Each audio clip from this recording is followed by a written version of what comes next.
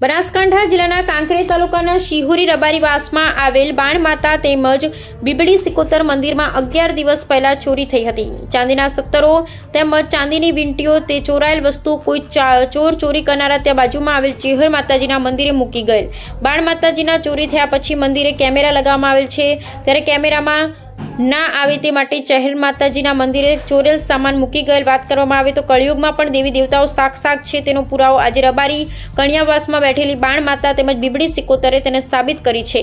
કળિયુગમાં પણ દેવી દેવતાઓ આ ધરતી ઉપર પરચા આપી રહ્યા છે। રબારીઓ પણ આવતા ને જતા બાણ માતા પાસે અરજ કરતા કે હે માડી, તું બેઠી હોય અને તારા મંદિરમાંથી ચોરી થાય તો માડી હદ થઈ ગઈ, રબારીઓને આબરૂ તારા હાથમાં છે તેવી રોજ માતાજી પાસે અરજ કરતા હતા। ત્યારે માતાજીએ અરજ સાંભળી ત્યારબાદ ટીનાભાઈ ભુવાજી તેમજ ધીરાભાઈ ભુવાજી તેમજ બાબુભાઈ દેસાઈ ભુવાજી તેમજ વિપુલભાઈ ભુવાજી તેમજ રામજીભાઈ રાયગોર ભુવાજી તેમજ મોટી સંખ્યામાં ભુવાજીઓ ઉપસ્થિત રહી માતાજીના મંદિરે પાઠ કરવામાં આવેલ। ભુવાજી દ્વારા માતાજીની પૂજથી ચોરાયેલ સામાન વાગતા ઢોલ સાથે લાવવામાં આવેલ, ત્યારે મોટી સંખ્યામાં લોકો ઉપસ્થિત રહ્યા હતા। અહેવાલ જયંતિભાઈ ઠક્કર, MD।